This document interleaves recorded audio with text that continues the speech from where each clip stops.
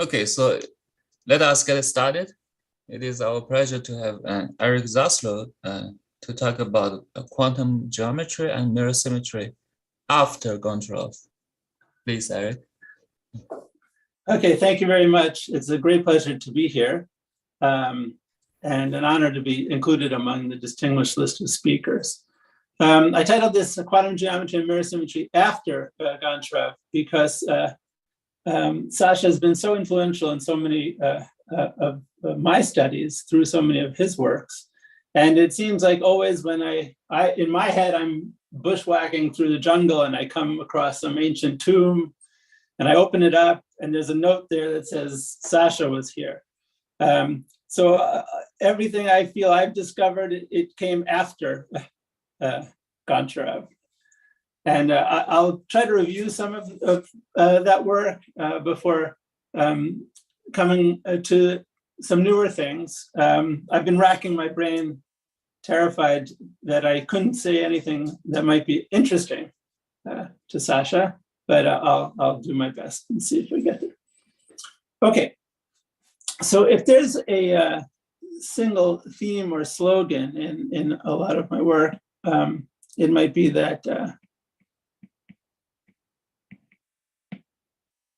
Lagrangian L implies a torus T to the B1 of L of A branes, where these are the Chan-Payton factors that you can assign to a brane. And where T could be S1 or C star, depending on your coefficients. Now that's just a slogan, maybe. And you can try to make it rigorous after various works. So let me sort of say a few of those. First, you can relate the Fukaya category, where A branes live, to the category of constructible sheaves. So for the Fukaya category on a cotangent bundle, it can be related to constructible sheaves on the base manifold. This equivalence is proven by David Nadler after joint work with him. And also, there's also more recent work of Goncharov, Pardon, and Shende. And you can put boundary conditions on those Lagrangian branes, make them asymptote to Legendrian at infinity. And I'll put that lambda for the Legendrian. And the sheaf counterpart of that is to put a singular support condition through a Legendrian at infinity, and take the cone over that and union with the zero section and use that as a singular support of a sheaf. And this was formalized by work of Shin-Jin, that equivalence holds in that regard as well. Okay, so now we can talk about Lagrangians in terms of sheaves and Fukaya categories in terms of constructible sheaves. Those are sheaves of locally constant sheaves that are locally constant on some stratification. And maybe just as a reminder of the functor, if you have an open set, the corresponding Lagrangian would be that of a strongly inward vector field that you can take as the gradient of some defining function for the open set. And that would correspond to the constant sheaf on that open set. So that's the functor. Now, there's more to that story. If you have a Lagrangian, there's a notion of, and it's exact. Then in terms of putting the local systems on the Lagrangian, that does embed as a full subcategory of that Lagrangian. And that's called sheaf quantization. That was done by Guillermo, and in the context of a boundary condition, singular support condition, that's work of Shin-Jin and David Truman. Okay, so that's so these two items put some rigor behind this slogan here. There's some more that I wanted to mention. If you have a sheaf with singular support in the Legendrian, and then you move the Legendrian, this category is a Legendrian invariant. That's work of Guillermo, Kashiwara, and Shapira. So in particular, any moduli space of objects that you create from this category will be a Legendrian invariant as well. Don't worry, if any of this is unfamiliar, we're going to do some warm-up to get familiar with some of these constructions. The last thing I wanted to mention is restriction of the local system to the boundary, which is some variant of essentially mu-ham of Kashiwara-Shapira, which we call microlocal monodromy. So if you have a sheaf, you can look at a local system on its singular support. So as I mentioned, that's Kashiwara and Shapira, and in this context, this is work with Vivek Shendy, David Truman. And if you want to restrict to local systems of rank 1, which we often like to do because we think about single brains with rank 1 local system on them, I might decorate that with a 1. And we call that microlocal rank mu or microlocal rank 1 sheaves. Those are the moduli spaces that we would be most interested in, the spaces of sheaves of microlocal rank 1. Okay, so maybe we'll do some warm-up, some practice with these kinds of constructions. So first of all, when I draw a picture of a Legendrian, I'll draw it in its front projection. So we're looking here at a one-dimensional Legendrian. Here's its front projection. I've written it, I've given it some orientation, and we're going to look at covectors to the left. So this Legendrian lives inside the co-circle bundle of R2. And these are the co-directions of that Legendrian. Or you think of it as a front projection, and it lives inside the J1 of R, which is just R3. So the missing coordinate would be the slope of that line. Okay, now we're looking at sheaves with singular support in this Legendrian. So they're locally constant away from that Legendrian. So I can take them to be constant in this case because all these regions are contractible. So let's say the stalk is A there and the stalk is B there. And the covectors where the sheaf is singular refer to the fact that only one of these generalization maps will be non-trivial. So this one will be trivial, and this one will not. So we have, of course, the sheaf restriction map from the stalk here, which is A, to the stalk here, which would be B, and so we get a map from A to B. So all told, we just have a map across the hair of the Legendrian diagram that looks like that.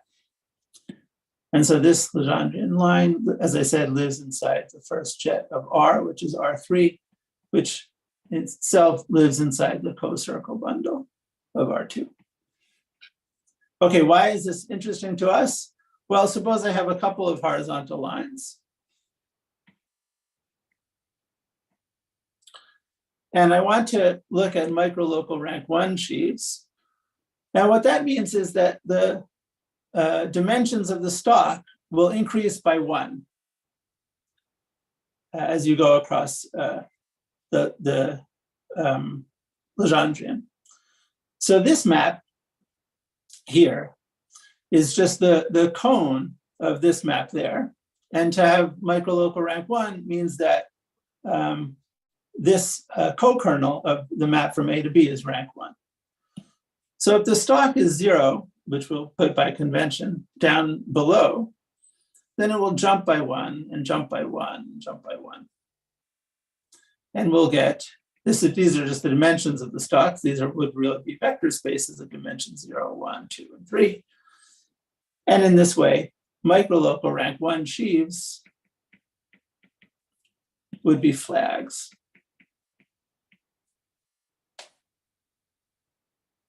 So that's the starting point for connecting to various flag varieties. Now, if there's a crossing in the front projection, what we get as a result of the calculation is that these two one-dimensional spaces have to be transverse lines inside 2 dimensions.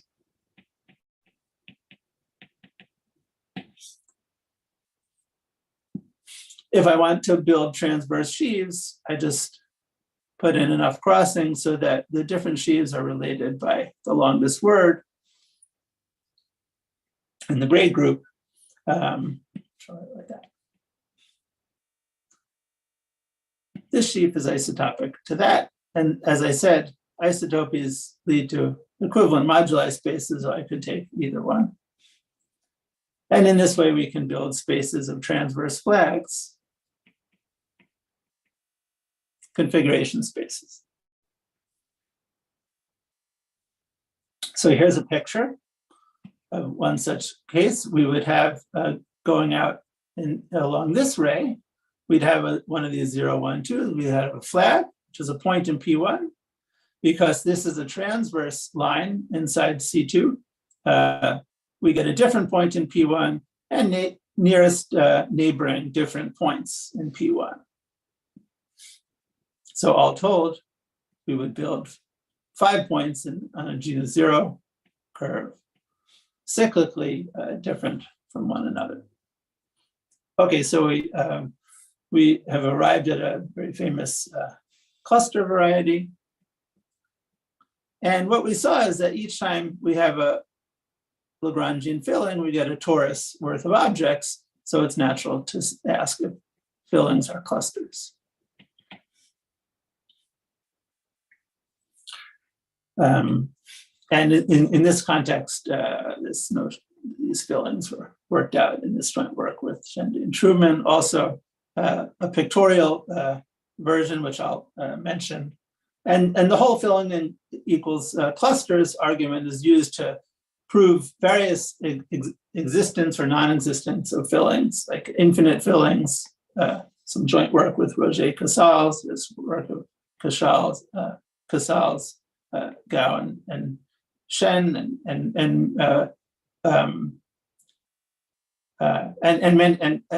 many other works, and Tap Wang and Casals and Gao. Casals and anyway, so this is a lucrative area to pursue. Sorry, Eric, I think there are also some work with Harold Williams, right? So. Yes. Are you referring to this one? Yeah. Oh, thank you. Yes. Also, you're right. The relations between clusters and Legendrians is worked out in joint work with David Shendy,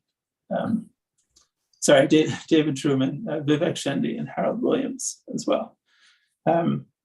Yeah, you're right. I was making a sort of a more specific reference, but this is a much better general reference. Okay, and I'm probably omitting others as well, with apologies. Okay, so.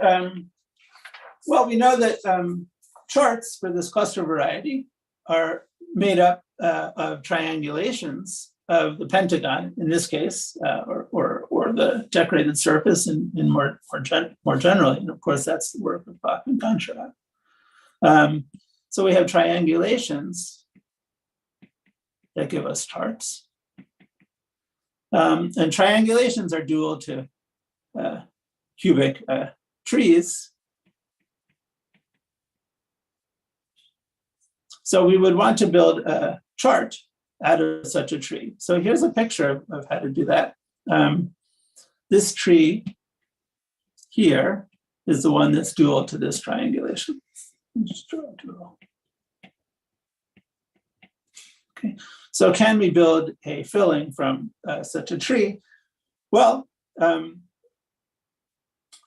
we can. And so on the boundary here, we have this, the boundary of this picture, we have this 2, 5 knot, and we want to fill it. So the way to to encode this 2,5 knot is to just keep track of the crossings. And that's these 5 points on the boundary. And I've drawn a kind of twofold cover in blue with 5 crossings on the boundary. So to fill that Legendrian, I could fill it with a Legendrian surface on the disk, where at the boundary I get the Legendrian knot that I'm looking for. And by taking the exact Lagrangian projection, the Lagrangian projection of Legendrian is an exact Lagrangian, I would have an exact Lagrangian fill. So here's a picture of the exact Lagrangian filling that you get from such a tree. So I was too scared to draw this picture live, so I've imported it. But here it is. So what you're to imagine is these are the, these are the 3 crossings. This is just a simpler, this would be the 2-3 filling. And this is the two-sheeted cover of those crossings. And so you just make a sheet, kind of 2-sheeted potato chip that's 2-to-1 over the surface, over the base surface. And it has these self-crossings at these 3 places. So over the cubic graph would be the crossing locus of the front projection of a Legendrian surface. And here in the middle, we have a branch point.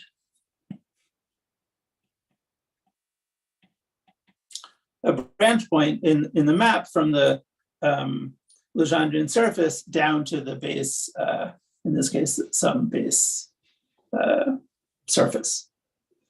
S2 would be the plane would be the surface. Okay, and if we were to make the sheaf out of this thing, or to study the moduli space of sheaves, as I move up from the base, I would encounter 1 sheet, and then to be microlocal rank 1, I would have a 1-dimensional space, and then up at the top, a 2-dimensional space. So we interpret this picture as the front of a Legendrian, and the exact Lagrangian projection of that would be a filling. Okay, so we get as many fillings as we have trees, which is a Catalan number worth of trees for 0, I guess 2n plus 1 for this cluster variety.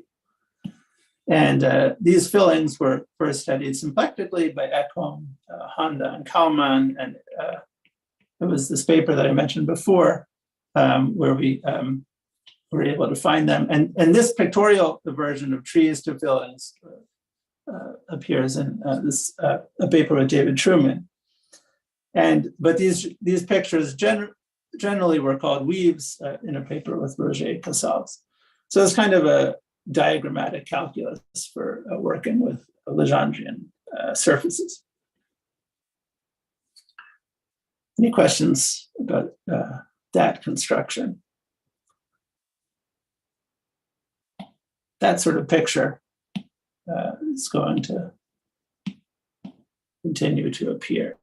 So this, if I draw a cubic graph, it will be a shorthand for a Legendrian surface that I create through this kind of 2-sheeted cover that crosses itself over the graph. So the graph I'm going to draw down here, and the branch points of the map from the Legendrian down to the base will be the vertices of the graph. In particular, if I have 2 vertices connected by an edge, I get a loop upstairs in the usual manner where we make branch cuts. This edge is just a branch cut between the 2 branching points. Okay. And so maybe also mention that the 2 loops have an intersection. The intersection product, you can, the sign of that intersection, you get from the orientation of the plane. And In this case, the intersection would be 1 in this way, and b dot a would be minus 1. Okay.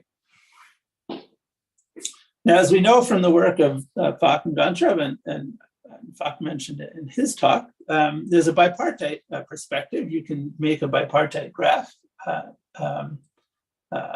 from a triangulation. And so I should mention that perspective in this in this symplectic setting as well. So if we have a bipartite graph,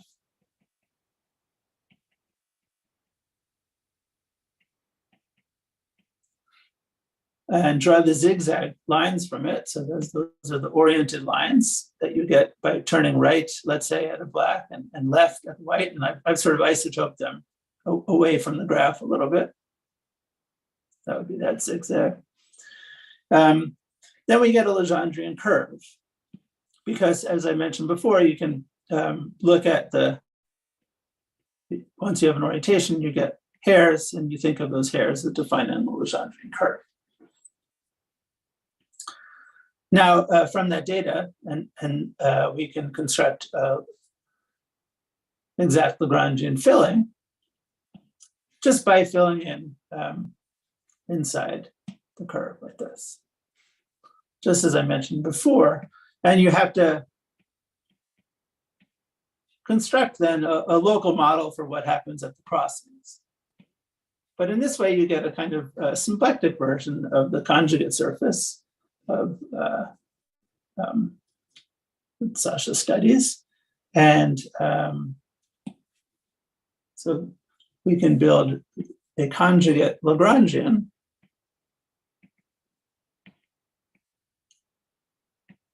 exact Lagrangian filling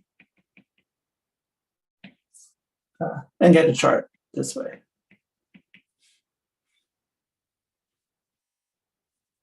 And this was worked out in that paper that Lindby mentioned with Harold Williams, Shende and Truman. Okay, so there's that way of building a fill-in as well. And I just wanted to mention that these two ways are compatible. So that if you, here's a picture of a filling that I would construct through one of these pictures, one of these weave pictures, which we might draw. It's like this. You can see the 2-4 knot on the boundary there. And from this picture, this surface is not obviously attached to any bipartite graph. But if you isotope it a bit, then you get this surface here. Sorry. So I mean this curve here. And this curve is the curve of zigzags of this bipartite graph. And then therefore has a filling in that context. So drawn this way, it has a filling that looks like that. And drawn this way, it has a filling from the bipartite perspective. And these are compatible fillings. So these isotopies relate the fillings. And that was worked out for a large, or it's being worked out for a large class of bipartite graphs by Roger Casals and Wenyuan Li. Okay, so now we've learned in a couple of ways how to go from fillings, how to go from some combinatorial structures to fillings. I also want to mention the cluster X coordinate, which is the cross ratio. That would be the monodromy around this loop. So how do we get that? Maybe to mention that this monodromy is a calculation, not a definition. So coming back to the surface, to build an object, I need to define the stalks of the sheaf, and therefore a flag, or a point in P1 in this case, for each region of the surface. And because there's crossings between them, those points in P1 have to be different across different regions that share a boundary. And therefore, we get a coloring of the surface by points in P1. So let's say V1, V2, V3, V4 are the different lines defined on that surface. What about the monodromy there? Well, if I draw them this way, let me just look at that.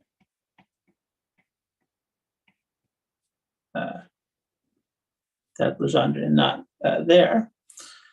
Then because of the transversality conditions, what we know is that V1 is isomorphic to, say, C2 mod V2, which is isomorphic to V3 because V2 and V3 are transverse, which is isomorphic to C2 mod V4, which is isomorphic to V1 as we come around the circle.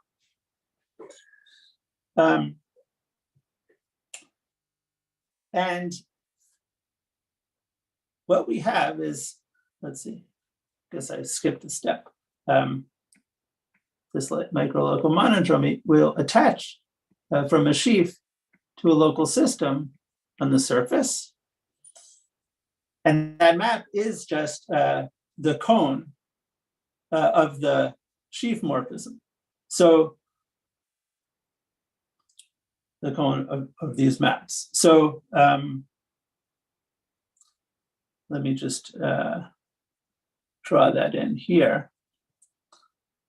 So over here, the local system has fiber, the cone of the map from 0 to V1, which is just V1.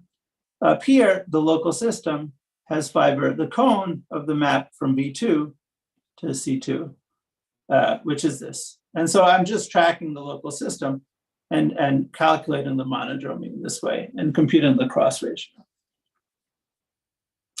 And in that way, we get the familiar cross ratio as the cluster coordinate, which is the monodromy of the local system on the surface, which is a consequence of this microlocal monodromy map.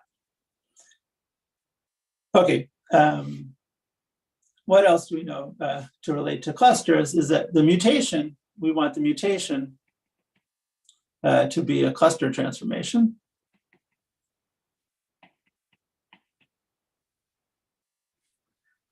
And you can kind of see that happening here. The mutation that is a shrinking of this circle to a point. You have some singular surface in between, and then growing it back up, also known as Legendrian surgery. So there's a geometric interpretation of mutation.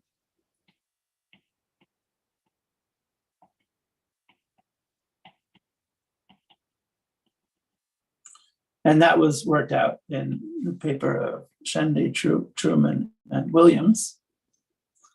And maybe to say again that these that this cluster transformation, that is again a computation. So what you do is you perform the square move, and you calculate how does this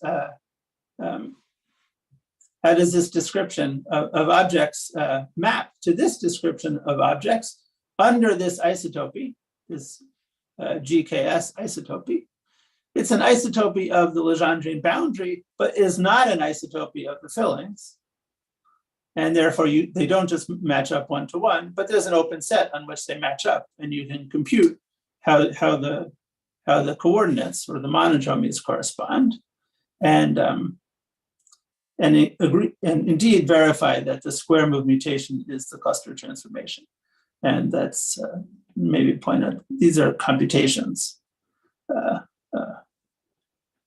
I guess not definitions. And so in doing so, you can verify that. And that's, again, that work with Shendy, Truman, and Williams.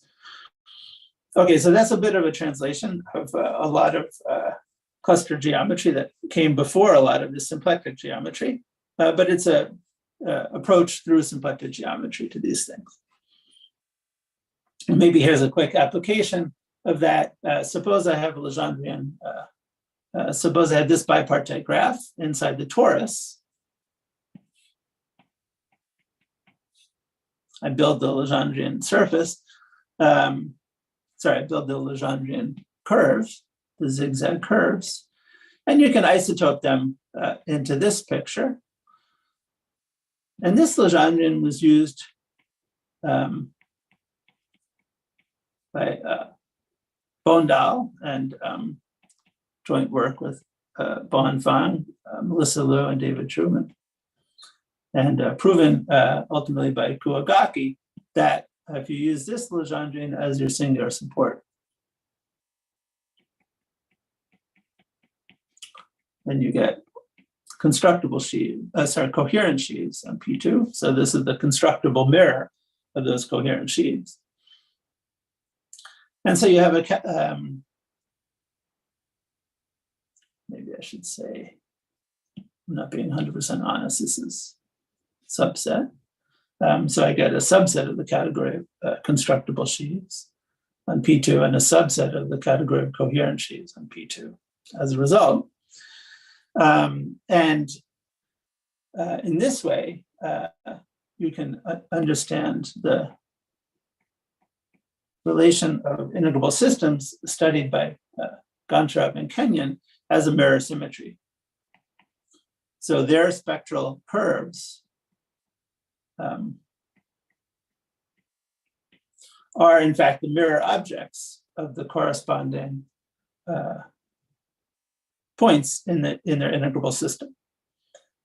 And this was worked out with David Truman and Harold Williams.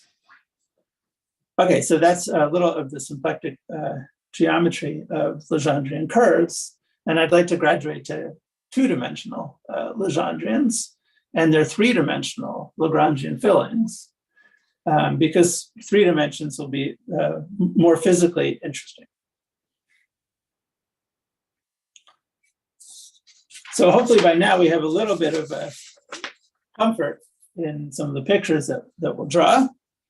So here's a picture of a Legendrian surface that branches over the plane in 4 points, so that will be a genus 1 surface. So just summarizing, we have a cubic planar graph inside S2. From that, we build a Legendrian surface inside the jet bundle of S2, which sits inside S5, which is the boundary of C3. So we can think of, we draw a picture of a cubic graph, and we think of it as a Legendrian surface living inside the boundary of C3, and a boundary condition for Lagrangian branes inside C3. So now we're talking about an area which we might be interested in for physics, because C3 is the simplest Calabi 3 film. And in fact, this was studied by Aganagich and Vafa, who studied the Harvey-Lawson cone.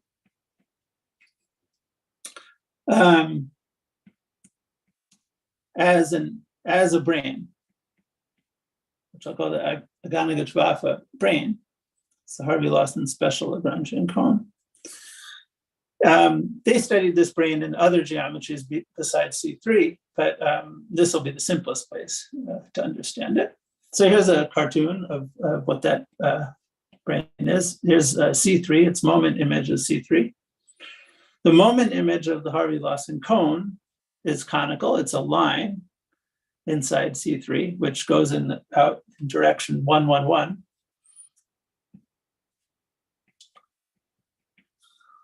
And the pre-image of our point, instead of being a T3, to make it Lagrangian, you take the normal T2. So it's a torus over each point, and it's actually its cone over that torus.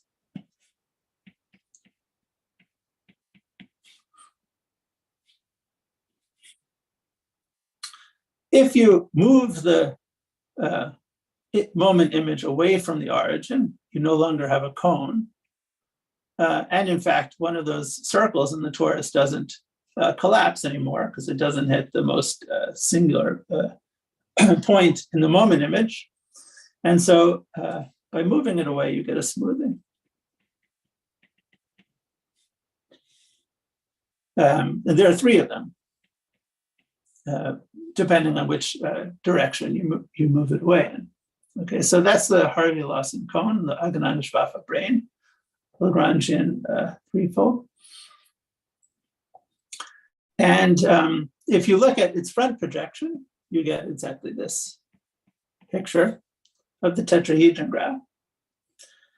And now we can do a similar story. If we want to build a filling of it, what we can do is, because this graph lies on the surface of a sphere here, we can fill the sphere with a picture. And if I just take the cone, then I will get the cone filling, which is of course not smooth and a little bit harder to work with. But here's a picture of it at least. Okay, as the cone over those 4 points would be a singular kind of tangle, and you'd have an exact but not smooth Lagrangian threefold, which is a 2-to-1 cover over the 3-ball, branched over that tangle.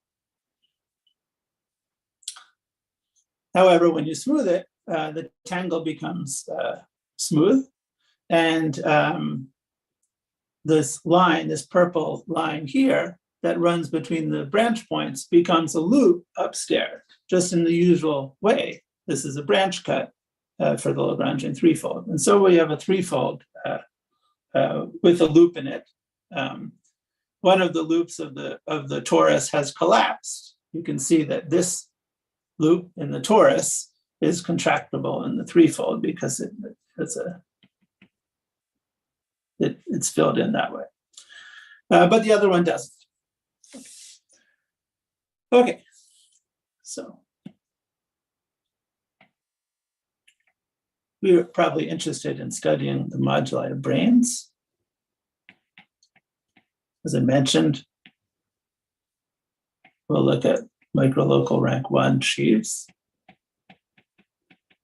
living inside R3 or S2 cross R, but we can think of it as R3 because I require it to be 0 in that region below, and that extends to R3 then.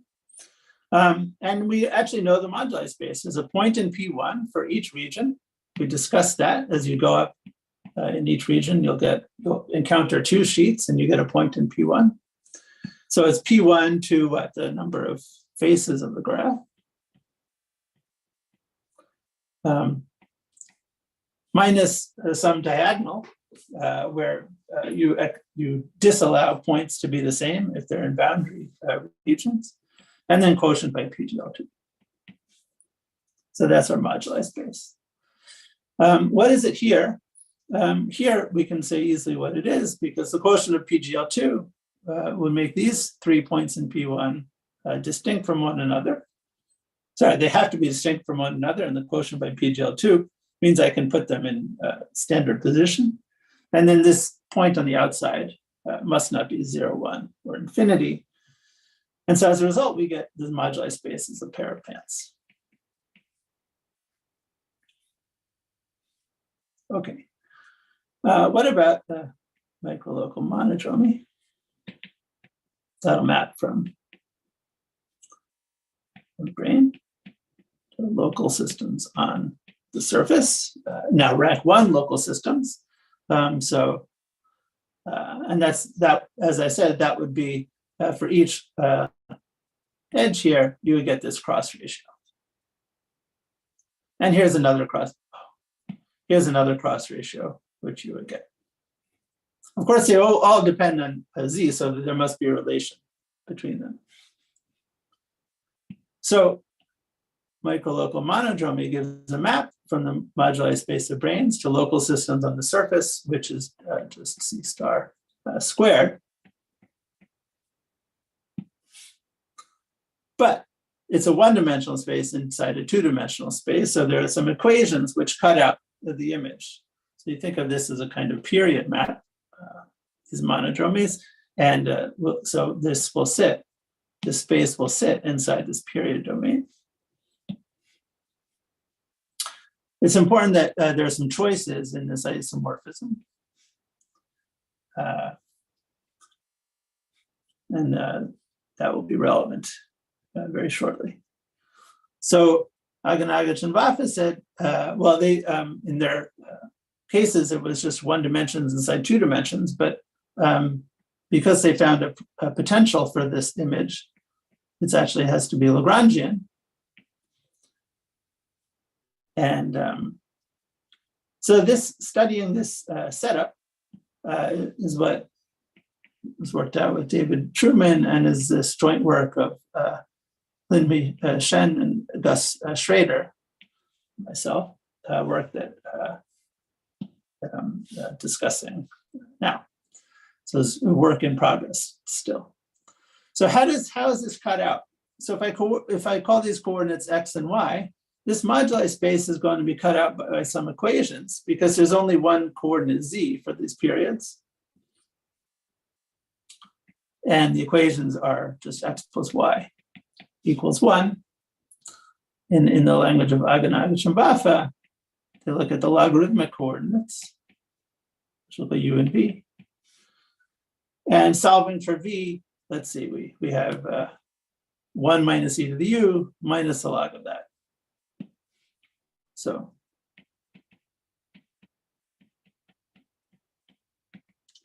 that's du of the superpotential. That's for the effective 4D theory, for that strain compactification. And Aganagich Vafa said that this superpotential should be the open Gromov-Witten invariant in genus 0. And that's true here because the dilogarithm accounts for multiple covers. So this is telling us that there's a single dilogarithm, tells us there's a single disk. I've drawn a picture of that disk here. It's just in this coordinate plane.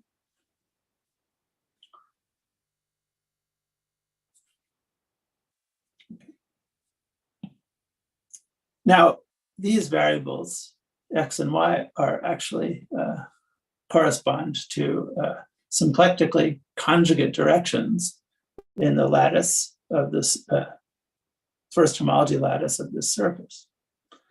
And their corresponding physical coordinates get quantized with the symplectic structure determined by the intersection pairing, as is familiar in the cluster theory. And the quantization of the exponential coordinates gives us this quantum torus, where q is e to the I h bar. So if we interpret this equation in the quantum mechanical sense, it says y equals 1 minus x. Y is e to the what, minus v. So when we have e to the minus v, the u and v are conjugate. V acts as a derivative with respect to u, and so e to the minus v acts as a translation by h bar, which sends x to q times x. So if I want to solve this equation, y on the wave function would be send it to the wave function of qx.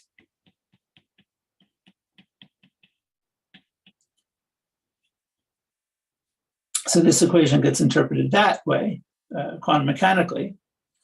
And then in this way, we get the quantum dilogarithm. So here's a solution to this equation would be by the quantum dilogarithm. This whole setup is very similar to what's studied in the physics point of view of by Clay, Cordova, Escobar, Hagigat, Rastogi, and Vafa, and also Timofte, Gabella, Goncharov, and Timofte, Gukov, and Gayoto.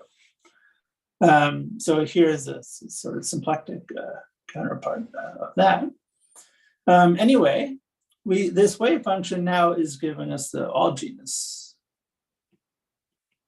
open Gromov-Witten invariance. So if we can apply this sort of Aganagich-Vafa procedure to this quantum setting, we could hopefully make predictions for Gromov-Witten invariance of Lagrangian fillings of Legendrian surfaces drawn by cubic graphs.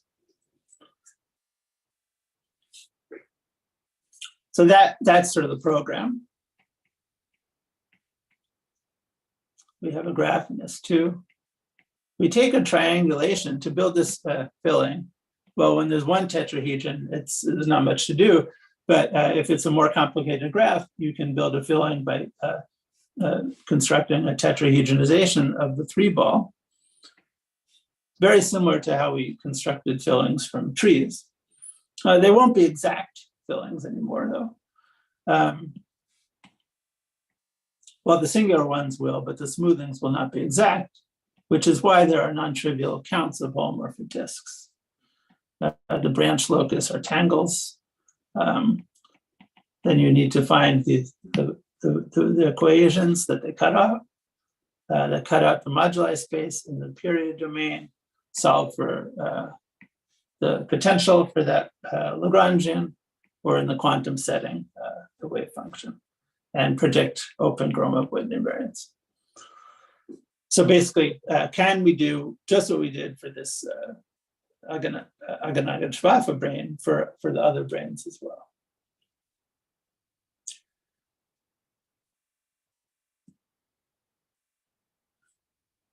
Okay, so there's some, what to mention? Well, what to mention is that each of these trees inside S2 is dual to a triangulation, which is a chart for another cluster variety, the cluster variety of PGL2 local systems on the marked sphere. The markings being the centers of the regions of the cubic graph, or dually the points of the corresponding triangulation.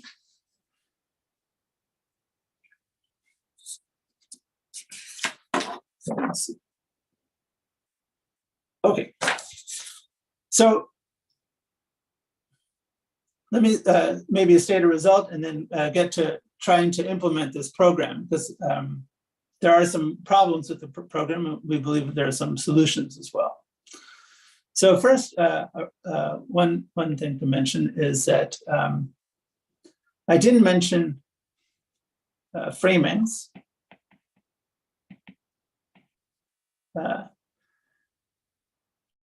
Or phases. I did mention that there's a choice of coordinates that's necessary for implementing this process, which is choosing X and Y. And if you choose X and Y differently, you're going to get different potential functions and therefore different answers. And so those choices depend on, first of all, how you smooth the Lagrangian, and the Lagrangian threefold. And second of all, additional choice of coordinates. So maybe I won't go through how, what the combinatorics of all that is, but for genus G, you get a genus G by G symmetric integer matrix as the choice of framing. Okay, so consider this particular cubic graph, which looks like a canoe. If there are G seats in the canoe, then that canoe actually produces a genus G version of the Clifford torus. So I'll call it the Clifford surface.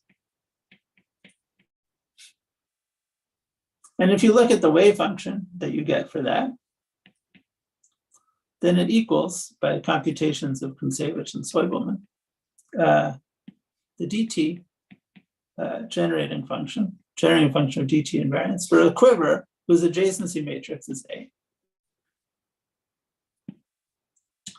They just wrote down the answer in terms of quantum logarithms and how to change under different framings. And so you simply get equality. And we conjecture then that these are open Gromov-Witten invariants.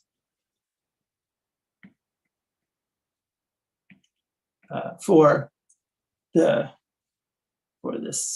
Clifford surface. in genus 1 case, this was shown by Luo and Zhu, and this is this joint work in progress with Schrader and Shen. I should also mention the DT quiver correspondence. This looks a lot like that. This is a specialization to a one-dimensional slice. So the DT quiver correspondence is exactly such a relationship between DT invariance and and not invariance for various knots. The Humphrey knot invariance. It's work in Goncharov, Reinecke, Stosek, and Sulkowski. And there's just a one-dimensional space of coordinates. So their framing is just the one which is a multiple of the matrix with all ones. And their variable is a specialization where all these variables would be the same.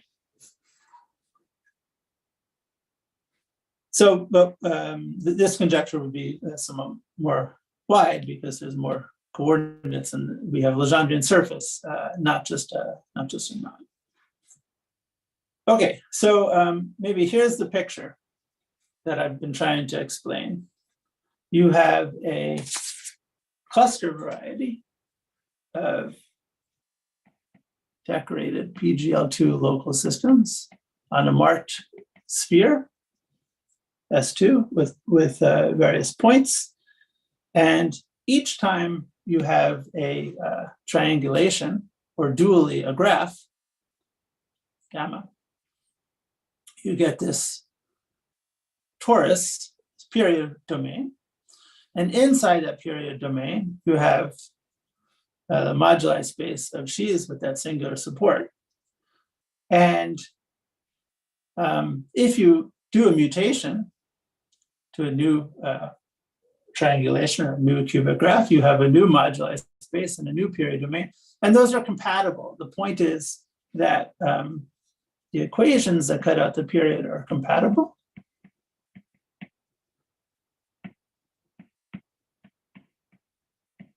With mutation. So if I call the ideal in the quantum setting of gamma prime, that's the ideal of gamma composed with the mutation, which is going to be a sort of conjugation by quantum dilogarithm.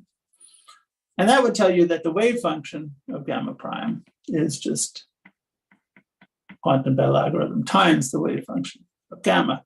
So that's a proposal, that's a plan for getting all the different wave functions if you know one. So if I knew this one, I could get that one. And the point is that if you have an exact Lagrangian surface, and there is the sort of the version, the genus G version of the Chekhanov surface, which is exact, then the wave function is just the identity 1. And then you can, the plan would be to get everywhere from such a place.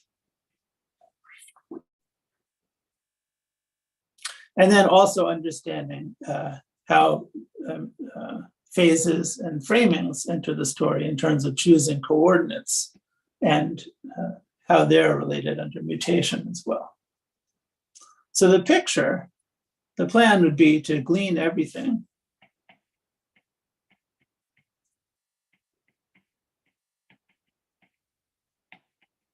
from this Chekhanov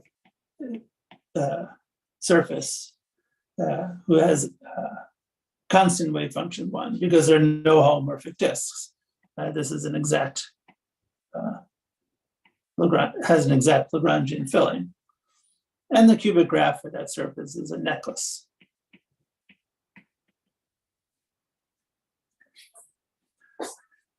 Okay, so there's a problem. That's the plan. The problem is these coordinates, if you want to mutate on an x coordinate, namely one in the coordinate, the position coordinate in which you write your wave functions, that's okay. You just multiply by this quantum Bell algorithm. But what if you want to mutate on the y coordinate?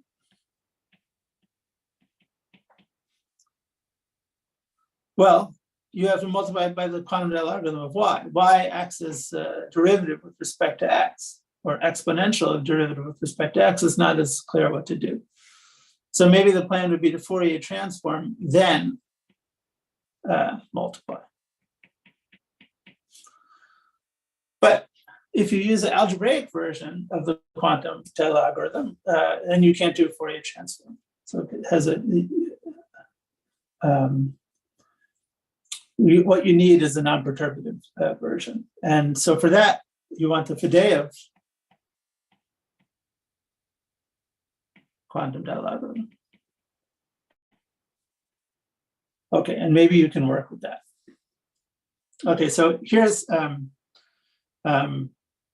but how does one do it, and what does finding a solution mean? So here's what we believe might be a solution. This is, as I said, work in progress. This is with Shen and Schrader. So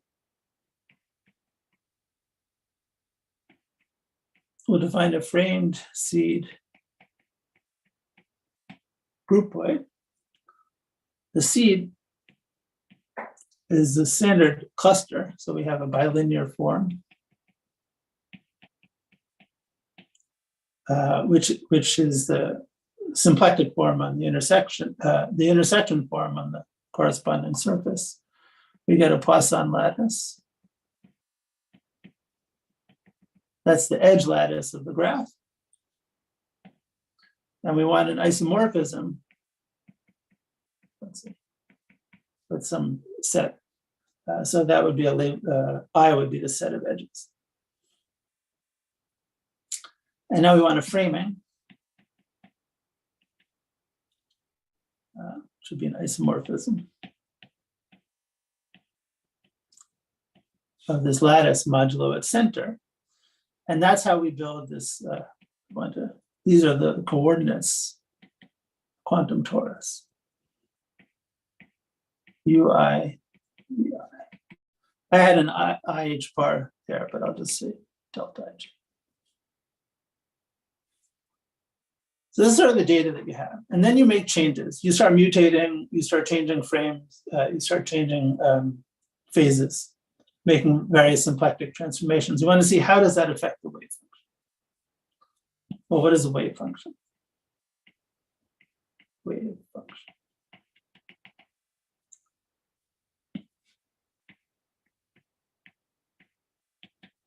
As I said, we want a non-perturbative or analytic approach. So we're going to replace the quantum Bell algorithm with this Faddeev quantum Bell algorithm that enjoys Fourier transform. And the wave function will be a map from this framed seed groupoid to appropriate Hilbert space or Schwartz space. So that's just the setup. And what do we need out of this? We need loops in this groupoid to act trivially on the wave function. So that it's well defined, no matter how you set up. And there are loops. And this is kind of, I don't know if it's highly non-trivial. For us, it's non-trivial to check some of these conditions. So in my last minute, maybe I'll mention the kind of things that go into trying to formulate this problem as carefully as we know how. So here's an example. We have this cubic graph here. This is this necklace graph. If you mutate it 2 times, whoops, I think I've mutated, oops, sorry. well, I just want to take out one of the seeds. You get a canoe with 2 seeds. So if I mutate that at these 2 edges, I get this canoe. And I think you can hopefully see that canoe being built from that mutation. There's one of the seeds. Each of those turns into a seed. But if I mutate at all 3 edges, I get a triangular prism. So these are related by mutation. But the canoe and the triangular prism are actually isomorphic graphs. But under the mutation, there are different phases. The coordinates of the period domain will not relate up one-to-one. So you have to do a symplectic transformation. So you want to be able to sort of compose mutation with a symplectic transformation and get a new wave function. But it has to be the same wave function because we now have isomorphic graphs and isomorphic coordinates. So what do we need? I'm almost done, I apologize. So we have a wave function 2, we have a wave function 3 for 3 mutations. And we have this wave function 2 multiplied by the original 1, that is the wave function for this necklace. And we want to then mutate it and then do the symplectic change of variables. And then this has to equal wave function 3 on 1. That's not trivial and it's not automatic. It involves the inversion formula of Faddeev quantum dilogarithm and the Fourier transform identities.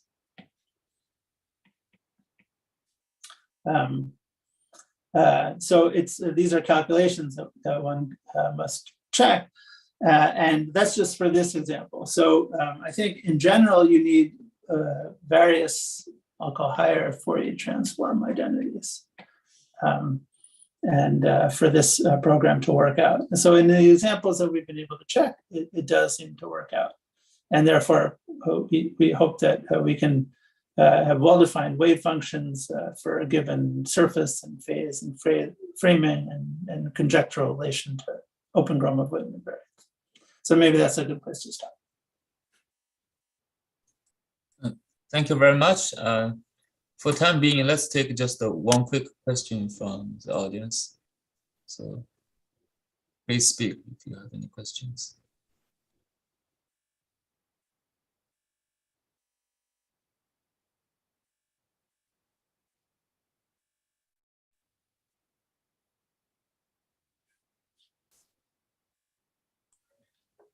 So Eric, concerning this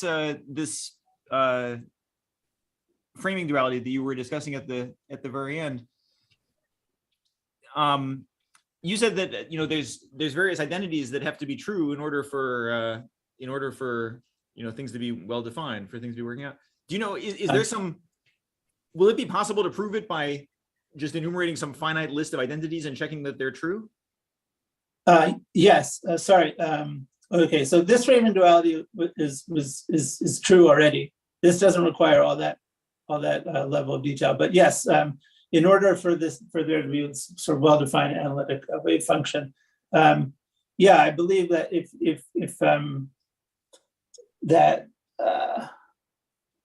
the list of identities will be Dane twists of a punctured surface.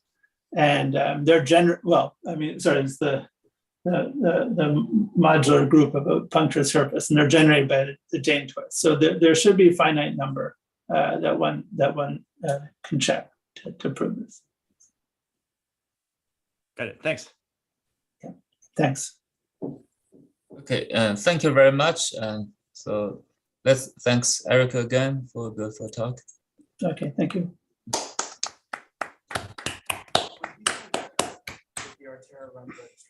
Okay, so our next talk will resume at 4:30 in 10 minutes.